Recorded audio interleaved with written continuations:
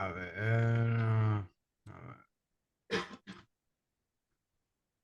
A partir de este momento, la organización cultural Utopía se hace presente en Cotal Medios.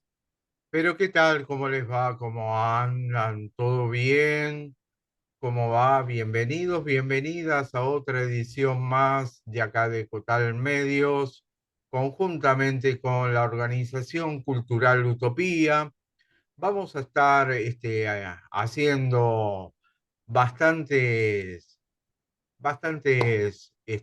entregas para poder esclarecer algunos temas que a veces no nos interesan.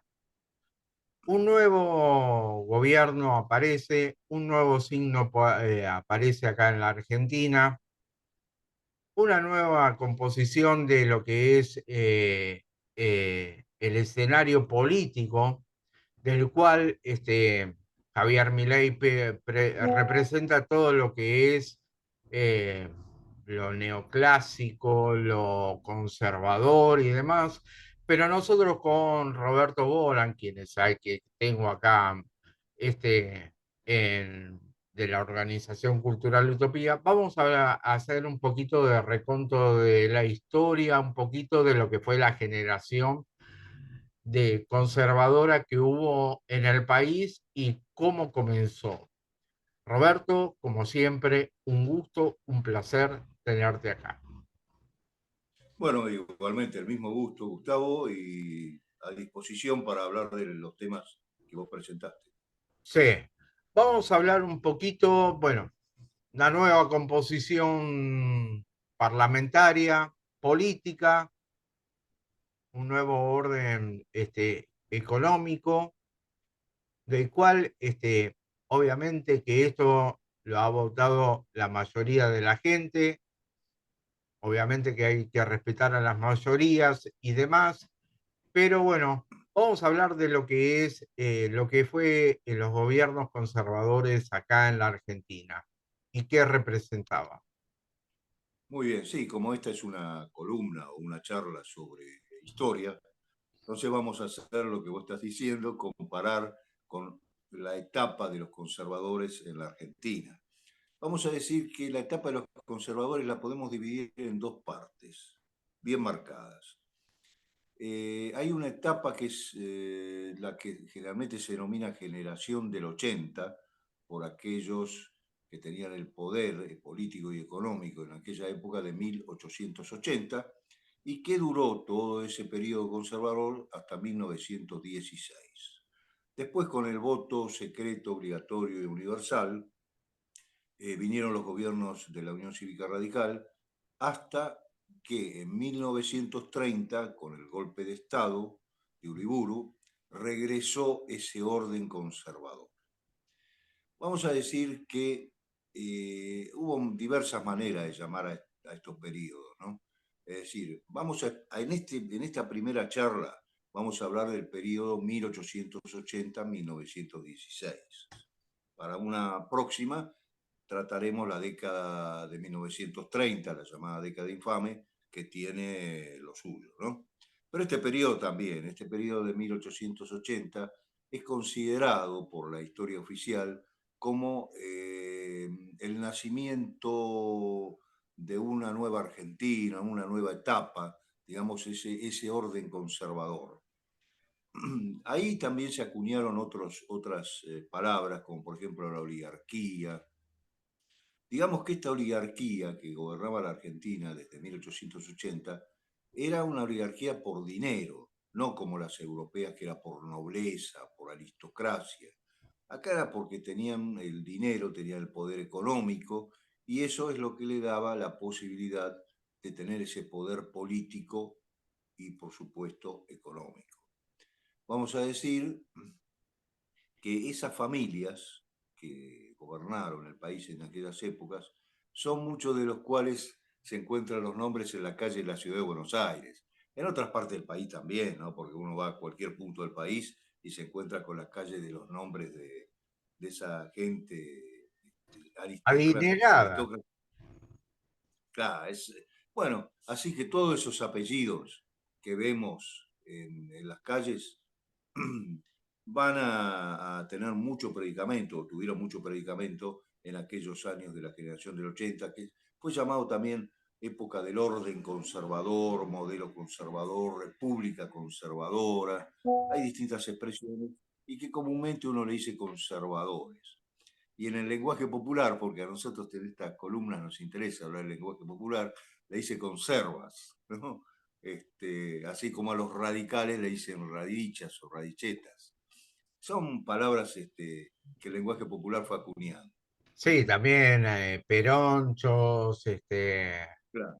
zurdos, Zurdos, efectivamente, zurdos, fachos, fachos. fachos y demás que fueron apareciendo con el paso del tiempo. Claro, y que en esas expresiones muchas veces, también vale aclarar esto, se engloban a muchos que no tienen nada que ver, o sea, no todos los que uno dice comúnmente fachos, porque hay como que facho es algo considerado todo lo de derecha, sin embargo no es lo mismo un fascista que un conservador, por ejemplo. Son otras, no es lo mismo un izquierdista de extrema izquierda que un izquierdista un socialdemócrata o un prosoviético, son cosas que generalmente el lenguaje popular engloba. Pero acá, que queremos ser un poquito más específicos, vamos a nombrar o a expresarnos con lo siguiente. Esos conservadores del siglo XIX, cuando vayamos pasando el rato de esta charla, nos vamos a dar cuenta que muchas cosas no se parecen en nada a los actuales que se dicen conservadores o de derecha. Por ejemplo, el caso de Milei, ya lo tratamos la otra vez, hasta qué punto es liberal. El liberalismo de aquellas décadas de 1880 tampoco tiene nada que ver con el liberalismo actual. Y vamos a ver por qué. Pero primero vamos a aclarar bien lo de aquella generación del 80. Eran, digamos, una oligarquía, como se dio en llamar, una oligarquía por dinero. No era la oligarquía aristocrática o de la nobleza que había en Europa. En Europa eran ricos los nobles o los que habían sido nobles, descendientes. En cambio acá era por dinero, dinero que les daban en ese momento la posibilidad de tener el poder político. Y así fue como esa élite o élite, como se le dice ahora también, han constituido ese poder que manejó en la última parte del siglo XIX y la primera del siglo XX en nuestro país. Vamos a decir entonces que en esa época existió un crecimiento económico. Eso hay que reconocerlo. Hubo un crecimiento económico, hubo un crecimiento de las comunicaciones, los ferrocarriles. Lo que sí, uno, profundizando en el tema, puede decir, bueno, el caso de los ferrocarriles, se hizo para beneficiarse ellos mismos, ¿no? Trayendo las mercaderías que tenían en sus tierras, las mercaderías sobre todo agrícola-ganaderas, y entonces dice, bueno, los ferrocarriles vienen todos a Buenos Aires para que después se puedan exportar. Eso es cierto, pero por otro lado quedaron los ferrocarriles y esos conservadores que le daban tanta importancia al ferrocarril, hoy no tienen nada que ver. No nos olvidemos de la década del 90, en 1990, en que los ferrocarriles desaparecieron, los mataron, se puede decir, de una manera brusca o cruel. Sí, Está bien, son épocas diferentes, pero eso no significa nada. En el resto del mundo, mientras los ferrocarriles fueron progresando y se fueron haciendo cada vez más rápido, más importante, acá los eliminamos. Una cosa que tiene eso, el conservadorismo de aquella época, de 1880, tenía la parte de beneficio en algún momento. Era para beneficiarse de ellos, pero digamos que de rebote podían beneficiar a otro sector del público o del pueblo. Lógicamente, la política económica, que podría haber sido para beneficio de toda la comunidad, de todo el pueblo, fallaba en la distribución. Ellos se quedaban con el mayor importe de la riqueza y no la compartían con el resto de la población. En eso se pueden parecer, pero hay otros aspectos que no se parecen, tampoco en la educación. Vos fijate que estos conservadores de 1880 tomaban al Estado para que pudiera dar educación. la educación pública fue importante en ese periodo. Nada que ver con la mentalidad actual de los neoliberales o los neoconservadores que quieren que la educación sea privada, por ejemplo, ¿no es cierto? Es Que algo como se, para marcar que se esas rija diferencias. a libre mercado, por así decirlo, Exacto, que el mercado sea el que maneje la que situación de economía. determine igual que la salud y demás. Que bien marcas vos el tema de, hay una diferencia, como bien marcas vos, entre lo que es el- los conservadores de esa época usando al Estado y los conservadores de esta época no queriendo usar el Estado y reduciendo la mínima expresión. Claro, entonces ahí es una diferencia notable que hay que tenerla en cuenta, porque uno a veces habla, como te decía antes, los conservadores en general, sin embargo hay diferencias notables. En aquella época los conservadores tenían una política económica liberal también, ¿no? Manejados por el Imperio Británico. Por eso lo que decíamos antes de lo agrícola y ganadero. Era una política agroganadera exportadora, pero de acuerdo con las indicaciones que daba el Imperio Británico. Tanto en esa época, estamos hablando ahora de 1880, como después lo vamos a ver también en la década del 30. En esa época, Gran Bretaña era el más poderoso del mundo, como hoy lo es Estados Unidos. ¿Mm? Son dos épocas diferentes, pero con un dominador neto que en aquel entonces era el Imperio Británico. Y otro crecimiento que hubo, y esto es propio de la mentalidad de aquellos conservadores, primeros conservadores, los pioneros, se refiere mucho a la población. Querían poblar el país. Querían poblar el país. ¿Te acuerdas lo que hablamos cuando conversamos sobre Alberti? Que gobernar es poblar y ese tipo de Exactamente. expresión. Bueno, ellos querían traer, y acá es sí donde fallaron en algún aspecto, fallaron para sus intereses, querían traer inmigrantes del norte de Europa, traer a aquellos inmigrantes que para ellos eran culturalmente más avanzados que los del sur de Europa. Y así fue como hicieron una política de inmigración, pero les falló en ese aspecto, porque los que vinieron eran del sur de Europa y además muchos de escasos recursos, aparte de ser de escasos recursos económicos, también tenían problemas de alfabetización, era gente de aldea, gente de pueblos, gente trabajadora del campo, no tenían nada que ver con lo que esa generación del 80 quiso instalar. Y lo hemos dicho en otras columnas de otras épocas, cuando vos nos invitabas en Instagram y en otros. En También, Instagram, y lo repetimos ahora. en otra etapa que haremos mención también cuando quiera. Claro, por eso, me estoy acordando de eso, porque esto siempre lo decimos. La Avenida de Mayo, que marca algo tan importante en la ciudad de Buenos Aires, había sido construida e ideada para que lo ocuparan inmigrantes poderosos económicamente del norte europeo, y los que vinieron a poblar eso y llenaron de negocios fueron los españoles, especialmente gallegos, y los italianos. Bueno, O eran sea, del nada que norte ver con la de Avenida de Europa. Mayo. Bueno, che, ahí había del norte de Europa, era Galicia. Tampoco, bueno, Claro, por un eso. poco le salió, pero bueno, digamos que Claro, ellos querían eh, que vinieran franceses, por ejemplo, los franceses que eran en esa época la literatura, el arte pasaba todo por Francia, por París, ¿no? Pero no ah, vinieron ellos, no, vinieron generalmente italianos, españoles y de otros del Mediterráneo europeo, griegos, armenios, ¿no? Realmente en ese polacos aspecto vinieron fallaron, muchos, polacos. pero polacos, bueno, el este europeo también hizo su Suap. introducción o su ingreso de gente aquí en nuestro país, ¿no? Ujú. Y digamos algo que también es importante, porque esa cultura que trajeron los inmigrantes que tenían, sirvió para darle mayor movimiento, para hacer de Buenos Aires una ciudad más cosmopolita. porque en realidad era una gran aldea, como se la denominó alguna vez, y en esta etapa de 1880 hacia adelante se trató de mejorar en ese aspecto, urbanamente, ediliciamente, ¿no?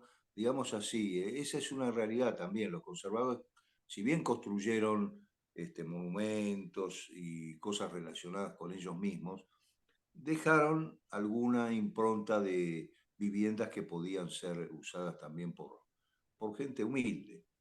Hubo muchas fallas porque los intereses que tenían eran muy egoístas, digamos, de alguna manera. Pero cabe consignar que algunos beneficios han tenido también los de escasos recursos. Por ejemplo, vamos a decir los censos. Vos fíjate que el primer censo, 1869, antes de la generación del 80, marcó que Buenos Aires, la ciudad de Buenos Aires, tenía nada más que 1 millón, y en Buenos Aires y el país en general, ¿no? No llegaban a una población muy elevada. Nuestra ciudad tenía 1,5 millones aproximadamente de habitantes, o sea, muy poco. Pero después, ellos con el tema de la inmigración y con otras políticas que estaban relacionadas con para elevar la parte económica de la población, se llegó a tener 4 millones de habitantes, ya durante el periodo de los conservadores. Y después, en 1914 aproximadamente, sí, 1914, se llegó a tener una población muy, muy elevada y que podemos decir que si bien la mayoría o una mitad de la población era analfabeta, los conservadores con su política de educación pública consiguieron bajar en el analfabetismo. No llegaron al 100%, pero hubo un periodo allá antes de que tomaran los gobiernos radicales que ya se había llegado al 50-55%, según los censos de la época, de alfabetización. Eso hay que decirlo, porque uno a veces es muy cruel, muy, ¿cómo decir?, exigente con esos gobiernos, le recrimina todo, pero debemos reconocer algunas cosas. A nosotros desde esta columna nos interesa eso, ser objetivos, ¿no? Ser objetivos dentro de las posibilidades. Pero también desde el punto de vista económico hay que marcar los errores que tuvieron por cuestiones de egoísmo. Eso de que hablaba de la política agroexportadora, que solamente era para su beneficio, que la distribución no era la correcta entre la población. Hay muchos factores que hicieron que la Argentina tuviera un grupo reducido de gente poderosa económicamente y la mayoría estaba realmente postergada. Así que bueno, esas son algunas cosas que quise marcar con respecto, y sobre todo quería marcar lo del neoliberalismo, en la década del 90, 1990, y lo que ahora hacen. No tiene nada que ver. Vos fíjate, yo te mencioné muchas cosas que se hacían a través del Estado, la educación, a veces el hecho de fue política de Estado el traer a los inmigrantes. Entonces, ahora que uno escucha, no, el Estado tiene que desaparecer, nada con el Estado, ¿no? Que el libre mercado va a manejar, cuáles son las posibilidades de quienes no entran en esa burbuja que pretenden imponer a través del neoliberalismo o del nuevo conservadurismo, ¿no? Sí. Eso es lo que hay que criticar, eso es lo que hay que criticar profundamente. Te hago una pregunta porque estás hablando del periodo de 1880 hasta 1916, que es Correcto. cuando la Unión Cívica Radical gana las elecciones por el voto secreto universal, en la cual podían votar nada más que los hombres. Eh, Claro. Vamos, ¿quiénes fueron los presidentes conservadores de esa época llamada Generación del 80? Expliquemos que Bueno, mira, la Constitución era por un periodo de ¿cuánto de presidencial? 6 años, 6 años. 6 años. O sea, Que era fue así hasta, ¿te acordás? Que fue hasta el así hasta que, 94. claro, así que eran por 6 años. Claro, Y los senadores eran 9 años y los diputados eran 6 años. Bueno, Pichetto hizo una excepción a las reglas. No sé cuántos años estuvo en el Senado, pero bueno, este, Hubo muchos claro, lo que pasa es que también había reelección. Pierri también como presidente de la Cámara. Bueno, tenemos varios ejemplos a nombrar. Porque Eh, había posibilidades de reelección, eso es lo que pasa. sí, sí, sí, Después, sí, sí. según la Constitución del 94, acordate que los diputados, por ejemplo, pueden estar 2 periodos y después tienen que dejar un periodo sin intervenir y después pueden volver. Son Bueno, cosas que se pusieron en la Constitución de 1994. sí, Pero en sí, sí, aquellos bueno. años que se regían por la de 1853, era así, como lo dijimos recién, ¿no? Y el presidente, que es lo importante, duraba 6 años en su mandato. Y Em, como vos me preguntaste quién era, yo te doy un nombre, Julio Argentino Roca. ah, Julio Argentino Roca fue el líder espiritual, por llamarlo de alguna manera, el líder concreto de esa etapa de los conservadores. Él, siendo presidente 2 veces y no siendo presidente, ponía a dedo, como decimos habitualmente, a los que iban a ser presidentes.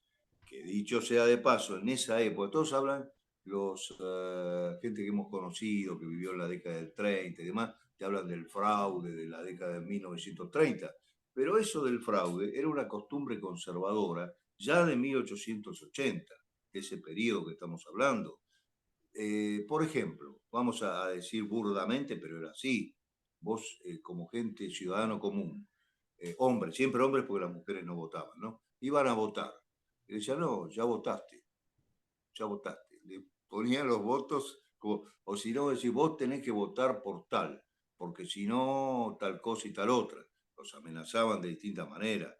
Había grupos de choque, por llamar de alguna manera, o gente que eran guardaespaldas o laderos de los políticos conservadores que obligaban a votar por tal o cual candidato. Y si así no lo hacían, entonces eran reprimidos de manera no nada livianita, ¿no? Hubo no, muchos casos, en todo, prácticamente todos esos presidentes llegaban de esa manera. La gente no votaba totalmente tampoco, eran pocos los que lo hacían y bueno, mientras nos este, auspician.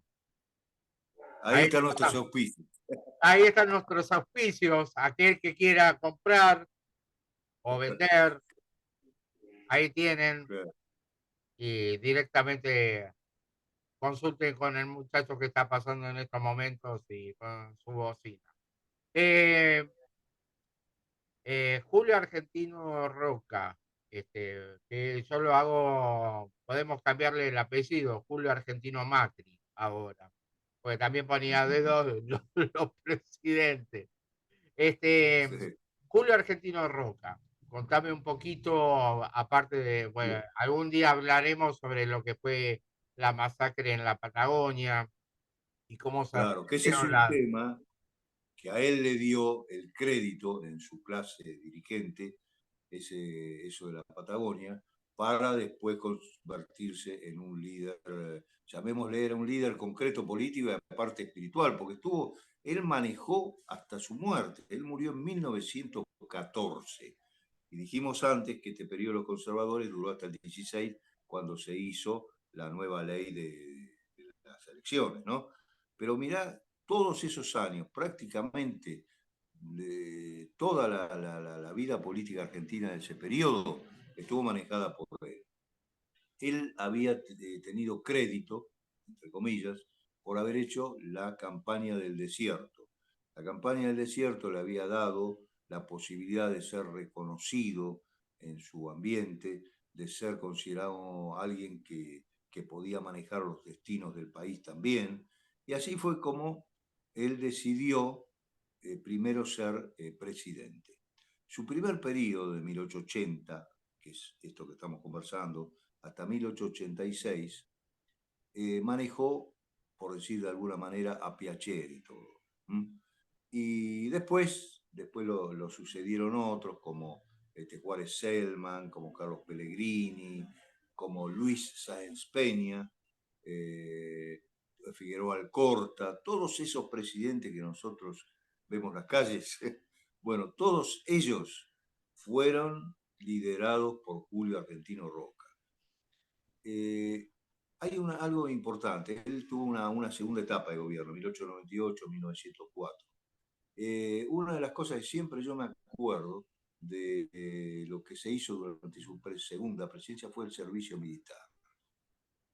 Que el servicio militar, la verdad que si en la época de hace décadas atrás perjudicaba a los jóvenes que no podían trabajar ni podían estudiar por culpa de ese año, imagínate lo que era en aquella época, la gente era muy pobre y que era como los ricos no hacían, digamos la verdad, los ricos no hacían el servicio militar y los que lo hacían eran otro tipo de gente, ¿eh?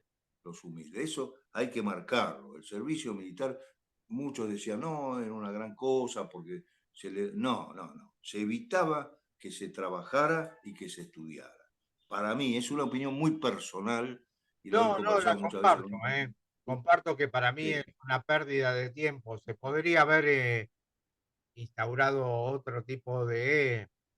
eh, Voluntarios, ¿no? Por po- ejemplo, pol- qué sé yo. si bien ahora está voluntario y algunos tienen en la cabeza de volverlo a poner, sobre todo en esta Sí, época, para mí es una pérdida de tiempo muy grande porque en realidad pierden años de estudio, pierden años de laborales, no les enseñan claro, absolutamente nada, como se exacto. llama habitualmente y que venimos hablando de ciertas palabras, es la colimba. La Corre colimba, ¿verdad? Porque colimba. era claro, colimba. Servicio militar, se decía comúnmente colimba, sí. ¿Qué era la Y hay colimba?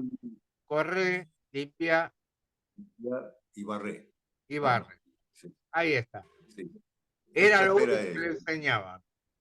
Claro. Y no, Ahí, digamos, no quiero ser muy fuerte, la verdad que no quiero decir algo muy fuerte, pero tampoco era muy limpio lo de, a veces desaparecían cosas.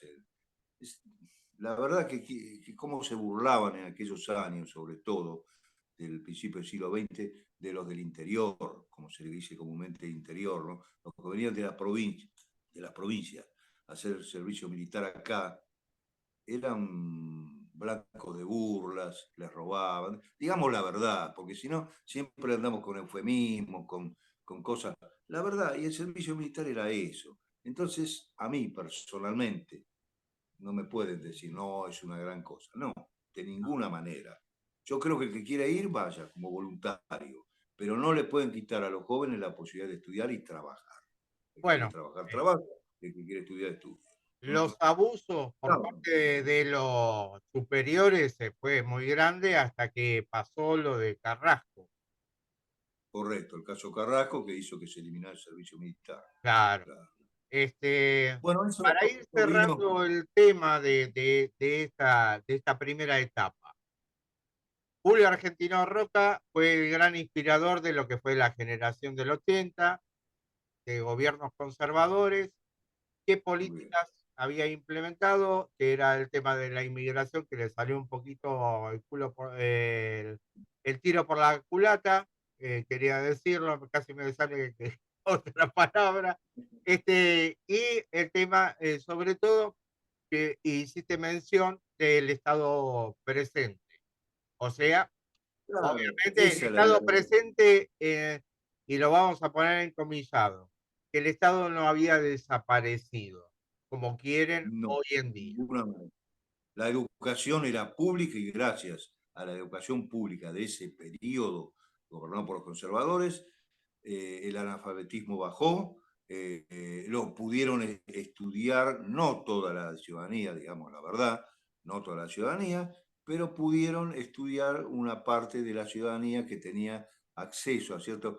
Porque hay un sociólogo, recuerdo ahora, Gino Germani, muy conocido en el ambiente de la sociología, que en su momento dijo que la clase media, que uno comúnmente habla de la década de 50 o 60, ya en aquel momento los conservadores, si bien no era no tenía una cantidad muy grande, pero ya se estaba formando esa clase media que nos daba la posibilidad de tener distintas capas sociales. Así que Mientras nos bueno, auspician, bueno, cada vez esto es propio de lo que se viene en la Argentina, ¿no? El cuentapropismo y demás, debido a que se empieza a ver además de desempleo, o sea, la gente se va a entrar en esta desesperación de buscar una changa, como pues vamos a utilizar otro tema, otra palabra en este tema, changas. claro, lo que pasa es, como para ir redondeando, como vos me decías que había ya que redondear, ¿no? Eh, Los gobiernos conservadores tuvieron su parte positiva, a medias también, porque lo hicieron para beneficio propio, pero no hay que dejar de pensar.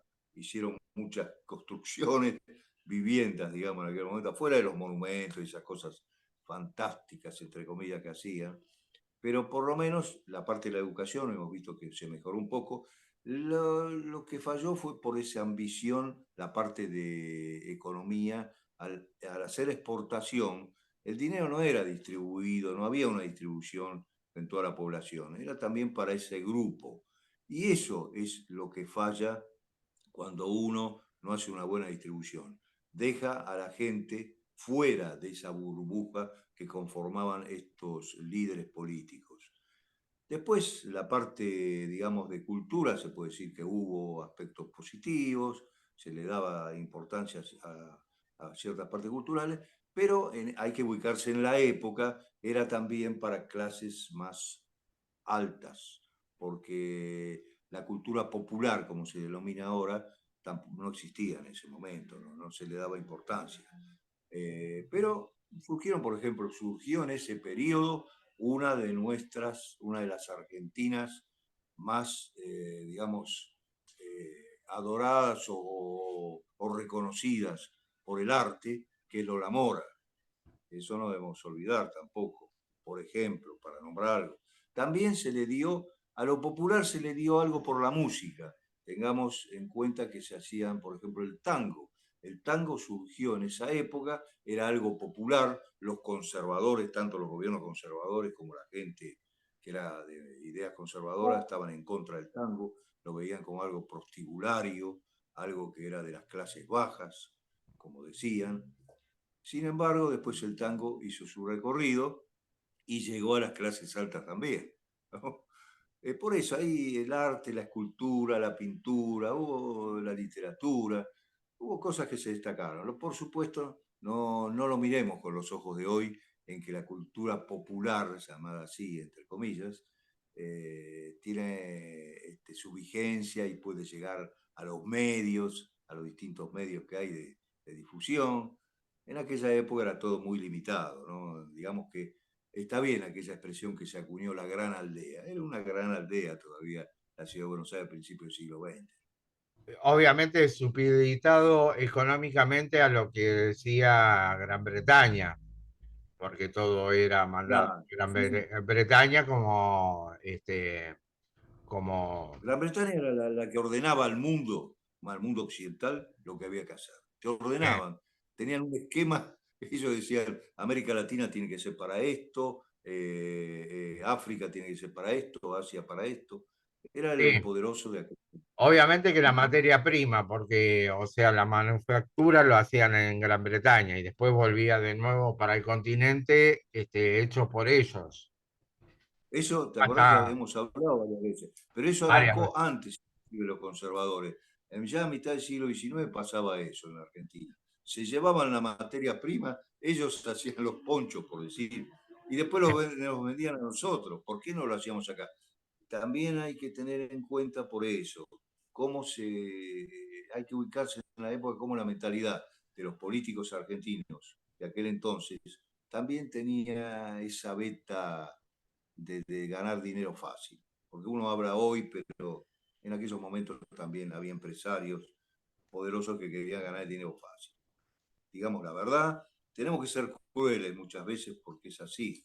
Pero, viste, hablando de eufemismo, como hacía la historia oficial, con eufemismo no se llega a nada. Hay No, que hablar concretamente. No hay no, que tenerle miedo a las palabras, no. no a las palabras, El a periodo los este, hechos. el periodo este que vamos a ir terminando y redondeando y agradeciéndote tu tiempo, termina en 1916 con la llegada de Hipólito Yrigoyen. Hipólito Yrigoyen. Es la primera elección que se hace por la nueva ley, y ahí sube Hipólito Yrigoyen de 1816, de 1916 a 1922. Después viene un sector más conservador, entre comillas, del radicalismo, que fue Marcelo T. Alvear, 1922, 1928, y después ese periodo breve de nuevamente Irigoyen, de 1928 al 30, porque no pudo terminar su mandato por el golpe de Estado conocido. Exactamente. Bueno, vamos a dejar acá porque ya hicimos toda la introducción de lo que fueron los gobiernos conservadores, que, bueno, estaban todos supeditados a lo que era Julio Argentino de Roca como el inspirador de todo esto. Y vamos a decir, porque me olvidaba, pero es importante, la persecución que había, por supuesto, con otras tendencias políticas que venían de Europa, el socialismo, el anarquismo. Sí. Eso sí, condenarlo porque no puede ser que te ataquen por tus ideas, ¿no? No, obviamente, y ya hemos hablado, si bien un poquito en lo que es lo de Roberto Bolan, hemos hablado de las semanas trágicas y demás, y cómo se los perseguían por su ideología, sobre todo a los inmigrantes que eran de idea zurdas, como venimos hablando. Eso está todo, ¿te acordás? Está en Instagram, o sea que aquí lo puede ver, y también en otros Como sectores. siempre, Roberto, un placer y vamos a cerrar con esto. Auspició la Organización Cultural Utopía. Y te agradecemos infinitamente este tiempo, la primera etapa, sobre todo de lo que es lo conservador, que también nosotros queremos hacer un reconto de lo que está pasando. Gracias. Cotal Medios, la COPE de los medios alternativos. Apostamos por un medio solidario.